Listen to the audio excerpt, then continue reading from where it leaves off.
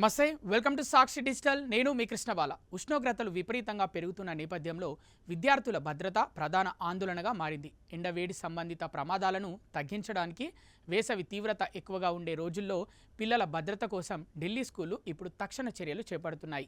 విద్యార్థుల ఆరోగ్యం కోసం ఢిల్లీ ప్రభుత్వం స్కూళ్లకు మార్గదర్శకాలను జారీ చేసింది.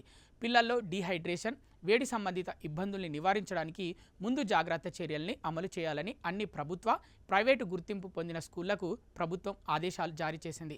ప్రభుత్వం జారీ చేసిన నిబంధనల ప్రకారం ఈ వేసవిలో విద్యార్థులకు నీళ్లు తాగాలని గుర్తు చేయడానికి ప్రతి 45 నిమిషాల నుంచి 60 నిమిషాలకు గంట మోగించాలి.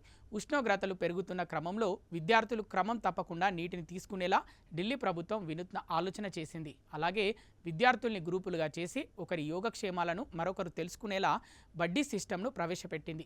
రోజు రోజుకు ఉష్ణోగ్రతలు పెరుగుతున్నందున మార్నింగ్ అసెంబ్లీని రద్దు చేసింది లేదా వాటిని తక్కువ సమయంలోనే స్కూల్ లోపల నిర్వహించాలని ఆదేశాలు జారీ చేసింది. ఓపెన్ క్లాసుల్ని నిషేధించింది. స్కూళ్లలో వెలుపల నిర్వహించే ఫిజికల్ యాక్టివిటీస్ని కూడా నిలిపివేయాలని ఆదేశించింది. స్కూళ్లలో నిత్యం చల్లని తాగునీరు అందుబాటులో ఉంచాలని స్పష్టం చేసింది. తల్లిదండ్రులు, విద్యార్థులకు కూడా ఢిల్లీ ప్రభుత్వం కొన్ని సూచనలు చేసింది. వాతావరణ పరిస్థితుల్ని ఎప్పటికప్పుడు తెలుసుకోవాలని కోరింది.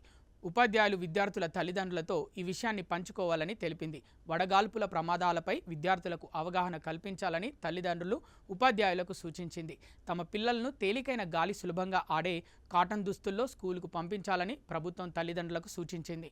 సాక్షి టీవీ ప్రసారాలను నిలిపివేయడం చట్టరీత్యా నేరం. సాక్షి టీవీ ప్రసారాల కోసం మీ స్థానిక కేబుల్ ఆపరేటర్ని వెంటనే సంప్రదించండి. డిటిహెచ్లో, ఇంటర్నెట్లో కూడా సాక్షి టీవీ ప్రసారాలను వీక్షించవచ్చు.